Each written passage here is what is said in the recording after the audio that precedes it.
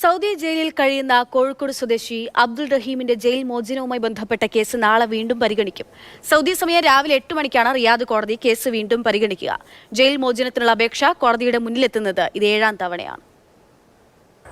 കഴിഞ്ഞ മാസം 15-ാം തീയതി റിയാദ് ക്രിമിനൽ കോടതി ജഡ്ജ് 1 മണിക്കൂറിലധികം ഫയൽ പരിശോധിച്ച ശേഷമാണ് റഹീമിന്റെ കേസ് മാറ്റിവെച്ചത്. റഹീമിന്റെ കേസ് നാളെ വീണ്ടും കോടതിയുടെ പരിഗണനയിലെത്തുമ്പോൾ പ്രതീക്ഷയിലാണ് റഹീമിന്റെ കുടുംബത്തോടൊപ്പം പ്രവാസികളും. കൊല്ലപ്പെട്ട സൗദി ബാലന്റെ കുടുംബം ആവശ്യപ്പെട്ട ദിയാപണം മലയാളികൾ സ്വരൂപിച്ച് കണ്ടെത്തുകയും കുടുംബത്തിന് കൈമാറുകയും ചെയ്ത പശ്ചാത്തലത്തിൽ റഹീമിന്റെ വധശിക്ഷ റദ്ദ് ചെയ്തിരുന്നു. ഇതിനകം 18 വർഷത്തോളം റഹീം ജയിലിൽ കഴിഞ്ഞതിനാൽ അനുബന്ധ കേസുകളിലും ശിക്ഷാ കാലാവധി കഴിഞ്ഞതായി കോടതി ഉത്തരവിടുകയാണെങ്കിൽ റഹീമിന്റെ മോചന ഉത്തരവ് ഉണ്ടായേക്കുമെന്നാണ് പ്രതീക്ഷ.